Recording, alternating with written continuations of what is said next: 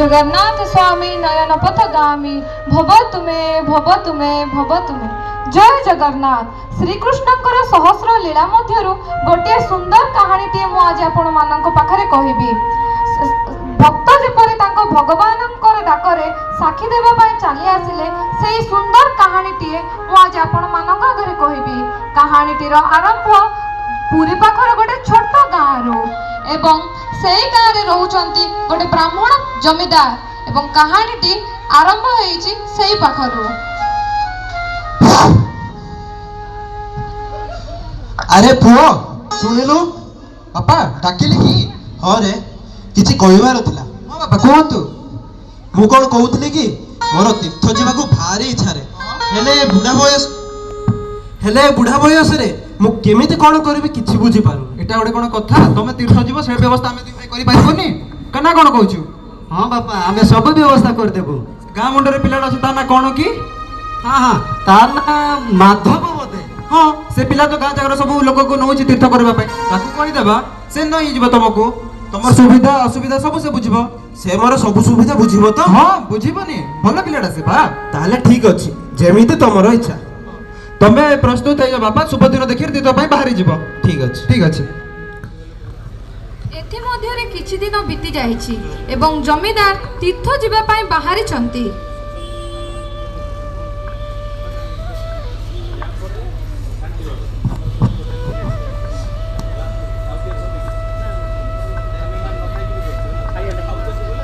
बापा भल रे जीव देखि कर जीव। बापा देह प्रति जत्न नेब। आसे तमे माने माधव आसे डेरी हेलानी बा जल्दी आ। एई नियो बापा आपणकर बुजुड़ा आईरे गामुछा खाइबा पई किछि जिंस आ आपणकर लुगापटा अछि भलरे जीव आ भलरे आसीबो आ निज देहर जत्न नबो। ठीक अछि मां तू भी निजर जत्न नउत। हो हो बापा प्रणाम। आयुष्मान भव। जय जगन्नाथ। जय जगन्नाथ। बुढ़ा ब्राह्मण बाहरी पड़िले माधव सहित तीर्थ भ्रमण रे।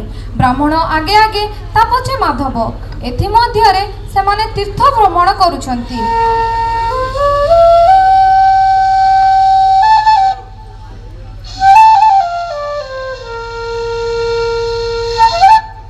तीर्थ भ्रमण करी करी सेमाने पहुंचले वृंदावन रे। बुलाबुली करू करू बुढ़ा ब्राह्मण को देह हठात खराब हे अरे माधव माधव रे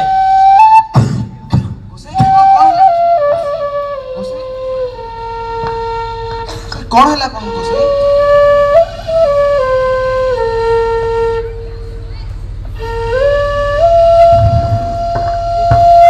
एही समय रे माधव ब्राह्मणकर बहुत सेवा जत्न करिला। शेषरे माधवर सेवा जत्न रे ब्राह्मण संपूर्ण सुस्थ होई गले। माधव तुमर बहुत सेवा जत्न कलु रे। मो निज पुओ झियो भी मो पे एतिकी करि नथिले। आज तो सेबारे खुशी ही मु मो झियो को तो हाथ रे देबी बोली शपथ दउछि रे। मु मोर कर्तव्य करिछि मोर से योग्यता नहीं आपन को झियो को बाहाबार। अरे सेमिति नहीं मु हेली कन्या पिता मो झियो पई के योग्य बर हबो ताहा मु ही डिसाइड करबी। हो जहा आपन को इच्छा।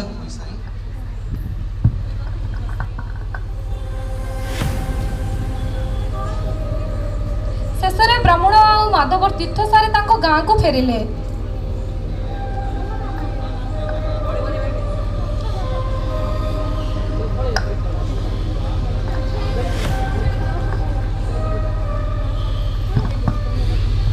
झियो झियो मु आसी गली झियो। हाँ बापा प्रणाम बापा। आयुष्मान भव आयुष्मान भव। और भल अछंती? हाँ से माधवटा मोर बहुत जत्न नेला रे। हाँ भल पिलाडा जे से। झियो गलु पानी आनिबु। हाँ आज्ञा बापा। आउ तम तीर्थ कर भल रहिला देह पा भल अछि तो? हाँ रे वृंदावन गलु वृंदावन रे मो देह एमिति खराब हैला कि से माधवटा मोर बहुत जत्न नेला रे। हाँ ता जत्न रे खुशी पिलाडा ता जत्न रे खुशी ही मु ताकू आम मालतीर बाहाघर ता सहित करबा को वचन देई आसी। कौन कहला बापा? अरे किछि नुह आम मालतीर माधव सहित बाहाघर। से पिला मो बड़ी को बाहा तमा के भाबी के पारलो बापा? अरे ମୁଁ ଗୋଟେ ବ୍ରାହ୍ମଣ, ମୁଁ ବଚନ ଦେଇ ଆସିଛି। କଣ ଏ ବ୍ରାହ୍ମଣର ବଚନ ବାପା କଣ ଏ ବ୍ରାହ୍ମଣର ବଚନ ଅଖଣ୍ଡ ହେଇଯିବ? ବଚନ ଦେବା ଆଗରୁ ଆପଣ କଣ ଆମକୁ କହିଥିଲେ କି ବାପା? ତାହେଲେ ମୁଁ ଏବେ ତାକୁ କଣ କହିବି? ଆପଣ କିଛି କହିବା ଦରକାର ନାହିଁ, ଯାହା କହିବାର ଅଛି ଆମେ ଦୁଇ ଭାଇ କହିବେ, ଆପଣ ଚୁପ୍ ରହିବେ। ଠିକ ଅଛି, ଯେମିତି ତମର ଇଚ୍ଛା। ବିଶ୍ରାମ ନେବେ, ଯାଆନ୍ତୁ। ଏହା ମଧ୍ୟରେ କିଛି ମାସ ବିତିଗଲା। ଗୋଟିଏ ଦିନ ସକାଳେ ମାଧବ ଆସି ପହଞ୍ଚିଲା ବ୍ରାହ୍ମଣ ଜମିଦାରଙ୍କ ଘରେ।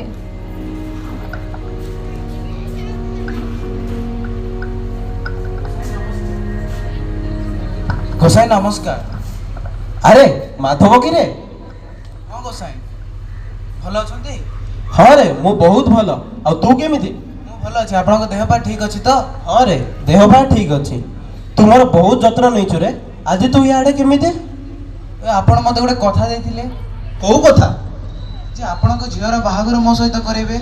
କୋଉ ବାହାଘର? କାହିଁ, ମୁଁ ତ କିଛି ଜାଣିନି। ଗୋସାଇଁ ଏ କଣ କହୁଛନ୍ତି ଆପଣ? ବାପା କିଏ ଆସିଛି କି? ଆରେ ମାଧବ ତୁ? ହଁ ମୁଁ ଭଲ ଅଛୁ? ହଁ ମୁଁ ଭଲ ଅଛି। ଆଉ ଏପଟେ କୁଆଡେ? ମତେ ଗୋସାଇଁ ଗୋଟେ କଥା ଦେଇଥିଲେ ଆରେ କୋଉ କଥା କହୁନୁ? ଯେ ତାଙ୍କ ଝିଅର ବାହାଘର ମୋ ସହିତ କରେଇବେ। ବାଜେ କଥା ବନ୍ଦ କର। କଣ କଥା କହୁଛୁ ବୁଝିପାରୁଛୁ ତ? ଗୋସାଇଁ ଇଏ କଣ ହଉଛି ମୋ ସହିତ? ତୁ ଯୋଉ କଥା କହୁଛୁ ବୁଝିପାରୁଛୁ ତ? ମତେ ଗୋସାଇଁ କଥା ଦେଇଥିଲେ, ସାକ୍ଷୀ ଗୋପାଳଙ୍କୁ ସାକ୍ଷୀ ରଖି ମତେ କଥା ଦେଇଥିଲେ। ଆରେ ବାପାଙ୍କ ଦେହ ଖରାପ ଥିଲା, ସେ କଣ କହିଥିଲେ ବୋଲେ ସେ କଥା ଧରି ବସିବେ ତୁ? ଆପଣ କି କଣ କହୁଛନ୍ତି? ମୋ ସହିତ ତ ଅନ୍ୟାୟ ହେଲା। ଯଦି ତୋ ପାଖରେ କଣ ସାକ୍ଷୀ ପ୍ରମାଣ ଅଛି ବୋଲି ଦେଖା। ଏତେ ବଡ କଥା କହୁଛୁ, ତୋ ପାଖରେ କଣ ସାକ୍ଷୀ ପ୍ରମାଣ ଅଛି କି? ହଁ ଅଛି, ମୋ ପାଖରେ ମୋ ଗୋପାଳ ଅଛି। ତା ଆଖି ସାମ୍ନାରେ ମତେ ବଚନ ଦେଇଥିଲେ, ମୁଁ ସେ ଗୋପାଳକୁ ଆଣିବି। ଓ ତୋ ପାଇଁ ଗୋପାଳ ଠାକୁର ସାକ୍ଷୀ ଦେବାକୁ ଆସିବେ? ହଁ ଆସିବେ, ନିଶ୍ଚୟ ଆସିବେ। ହଉ ଯା ସାକ୍ଷୀ ନେଇକି ଆ, ତାପରେ ବାହାଘର କଥା ହେବ। ମୁଁ ପଳା। ନିଶ୍ଚୟ ଆଣିବି ଓ ଆସିବି। ମାଧବ ମନରେ ପ୍ରବଳ କହ। ମନର କହକୁ ମନରେ ଚାପି ରଖି ବାହାରିଲା ମାଧବ ତା ପ୍ରଭୁ ଗୋପାଳକୁ ଡାକି ଆଣିବା ପାଇଁ। ଶେଷରେ ମାଧବ ପହଞ୍ଚିଲା ଗୋପାଳଙ୍କ ପାଖରେ।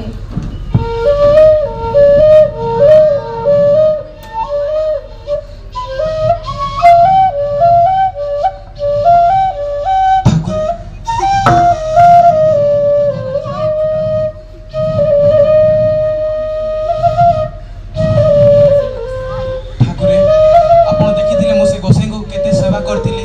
ମୁଁ କର୍ତ୍ତବ୍ୟ କରି ସେ ମୋତେ ବଚନ ଦେଇଥିଲେ ଆପଣଙ୍କ ସାମ୍ନାରେ ଯେ ତାଙ୍କ ଝିଅକୁ ମୋତେ ବାହା ଦେବେ। ହେଲେ ସେ ଏବେ ତାଙ୍କ କଥାରୁ ପ୍ରଚାର କରୁଛନ୍ତି ଠାକୁରେ। ଆପଣଙ୍କୁ ଯିବା ପାଇଁ ହେବ, ଆପଣଙ୍କୁ ସାକ୍ଷୀ ଦେବା ପାଇଁ ହେବ ଠାକୁରେ। ଆପଣଙ୍କୁ ଯିବା ପାଇଁ ହେବ ଠାକୁରେ, ଆପଣଙ୍କୁ ଯିବାକୁ ହେବ ଠାକୁରେ, ଆପଣଙ୍କୁ ଯିବା ପାଇଁ ହେବ ଠାକୁରେ, ଆପଣଙ୍କୁ ଯିବା ପାଇଁ ହେବ, ଆପଣଙ୍କୁ ଯିବା ପାଇଁ ହେବ ଠାକୁରେ। ମାଧବ, ପ୍ରଣାମ। ମୁଁ ତୋ ସହିତ ଯିବି ସାକ୍ଷୀ ଦେବା ପାଇଁ ଯିବି ମାଧବ। ଚାଲନ୍ତୁ ଯିବା ଠାକୁରେ, ଏବେ ହିଁ ଯିବା। ମୁଁ ତୋ ସହିତ ଯିବି, ହେଲେ ମୋର ଦୁଇଟା ସର୍ତ୍ତ ଅଛି। କଣ ସର୍ତ୍ତ ଠାକୁରେ? ପ୍ରଥମ ସର୍ତ୍ତ ହେଲା ତୁ ଆଗରେ ଯିବୁ, ମୁଁ ତ ପଛରେ ଯିବି। ହଁ ଠାକୁରେ। ଆଉ ଦ୍ୱିତୀୟ ସର୍ତ୍ତ ହେଲା ତୁ ଯେତେବେଳେ ପଛ ମୁଡ଼ିକି ମତେ ଦେଖିବୁ, ମୁଁ ସେଠାରେ ପାଷାଣ ହୋଇଯିବି। ହେଲେ ମୁଁ ଜାଣିବି କେମିତି ଆପଣ ମୋ ପଛରେ ଆସୁଛନ୍ତି ନା ନାହିଁ? ମୋର ନୁପୁରର ଶବ୍ଦ ଶୁଣି ତୁ ଜାଣିପାରିବୁ ଯେ ମୁଁ ତୋ ପଛରେ ଯାଉଛି ବୋଲି। ହଉ ଠାକୁରେ ଚାଲନ୍ତୁ ଯିବା, ଏବେ ହିଁ ବାହାରିବା। ମାଧବ ଆଉ ଗୋପାଳ ବାହାରିଲେ ସାକ୍ଷୀ ଦେବା ପାଇଁ। ମାଧବ ଆଗେ ଆଗେ, ତା ପଛେ ପଛେ ଗୋପାଳ। କିଛି ବାଟ ଗଲା ପରେ ବାଲି ରାସ୍ତାରେ ପଡ଼ିଲା ଏବଂ ନୁପୁରରେ ବାଲି ପଶିଯାଏ। ନୁପୁରର ଶବ୍ଦ ଆଉ ଶୁଭିଲା ନାହିଁ। ନୁପୁରର ଶବ୍ଦ କାହିଁକି ଶୁଭୁ ନାହିଁ? କଣ ଠାକୁରେ ପ୍ରସାର ହେଇଗଲେ କି? ମୁଁ ଦେଖିଦିଏ। ଠାକୁରେ, ଆପଣ ତ ପଥର ହେଇଗଲେ, ମୂର୍ତ୍ତି ହେଇଗଲେ, ଏବେ ମୋ ସହିତ ସାକ୍ଷୀ ଦେବା ପାଇଁ କିଏ ଯିବ ଠାକୁରେ? ଠାକୁରେ, ମୋ ସାଙ୍ଗରେ ସାକ୍ଷୀ ଦେବା ପାଇଁ କିଏ ଯିବ ଠାକୁରେ? ଠାକୁରେ, ଚାଲନ୍ତୁ ଠାକୁରେ। ମୁଁ ତ ତତେ ଆଗରୁ କହିଥିଲି ଯେ ତୁ ଯେତେବେଳେ ପଛ କରିକି ଦେଖିବୁ, ମୁଁ ସେଠାରେ ପାଷାଣ ହେଇଯିବି ବୋଲି। ଏବେ ମୁଁ କେମିତି କରିବି ଠାକୁରେ? ସାକ୍ଷୀ ଦେବା ପାଇଁ କେମିତି ଯିବେ? ମୁଁ ସାକ୍ଷୀ ଦେବି, ହେଲେ ତୁ ଯା ବ୍ରାହ୍ମଣକୁ ଡାକିକି ଆଣିବୁ। ହଉ ଠାକୁରେ, ମୁଁ ଏବେ ଯାଉଛି।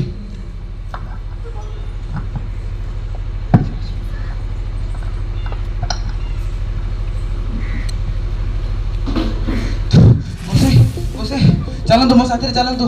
ଗୋପାଳ ଆସିଛନ୍ତି ସାକ୍ଷୀ ଦେବା ପାଇଁ। ଗୋସାଇଁ ଚାଲନ୍ତୁ ମୋ ସାଙ୍ଗରେ। କଣ କହିଲୁ? ଗୋପାଳ ଆସିଛନ୍ତି? ହଁ ଗୋସାଇଁ ଚାଲନ୍ତୁ ମୋ ସାଙ୍ଗରେ। ଆସନ୍ତି, ନଈ କୂଳରେ ଅଛନ୍ତି, ଜଲ୍ଦି ଚାଲନ୍ତୁ। ଆରେ ହରି ନରି, ଦେଖିଲ ଇଏ କଣ କହୁଛି? କୁଆଡେ ଆମ ପାଖକୁ ଗୋପାଳ ଆସିଛନ୍ତି। କଣ ହେଲା ବାପା?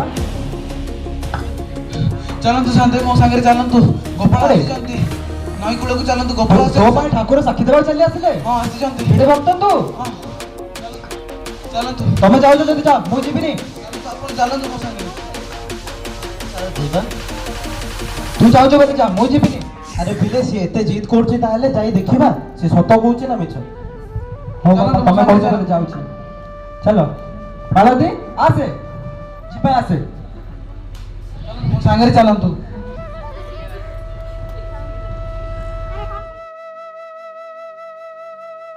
ମୋ ଠାକୁରକୁ ଦେଖନ୍ତୁ ହେ ପ୍ରଭୁ ଠାକୁର ଦିଅନ୍ତୁ ସାକ୍ଷୀ ଠାକୁର ଏମାନଙ୍କୁ ତମର କନକ୍ଲୁଜନ ଦୀନବନ୍ଧୁ ପହଞ୍ଚିଲାନି ତୁ ମୋ ସାମ୍ନାରେ ୟାକୁ ତୁ ବଚନ ଦେଇଥିଲୁ ଯେ ତୁ ତୋ ଝିଅକୁ ୟାକୁ ମ୍ୟାରେଜ କରିବୁ ବୋଲି ହେଲେ ତୁ କ'ଣ ପାଇଁ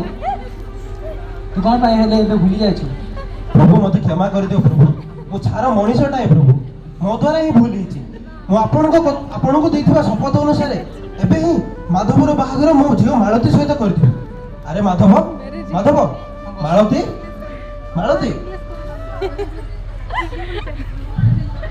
ତୁ ମାଧବ ସହ ବାହା ହବୁ ବାପା ଆପଣ ଯାହା କହିବେ ତାହା ପ୍ରଭୁ ଆପଣଙ୍କ କଥା ହିଁ ସାର ମୁଁ ଆପଣଙ୍କୁ ଦେଇଥିବା ବଚନ ଅନୁସାରେ ମୋ ଝିଅ ମାଳତୀର ବାହାଘର ଏବେ ହିଁ ମାଧବ ସହିତ କରିଦେଉଛି ବାବୁ ମାଧବ ମୋ ଝିଅର ଯତ୍ନ ନେବୁରେ ଆଜ୍ଞା ଗୋସାଇଁ ଆୟୁଷ୍ମାନ ଭବ ଦେଖିଲେ ତ ଭକ୍ତର ଭକ୍ତି ଆଗରେ ଭଗବାନ ବୃନ୍ଦାବନ ଛାଡ଼ି ଓଡ଼ିଶା ଚାଲି ଆସିଲେ ସେଇ ଦିନ ଠାରୁ ଭଗବାନ ସାକ୍ଷୀ ଗୋପାଳ ନାମରେ ପୂଜା ପାଉଛନ୍ତି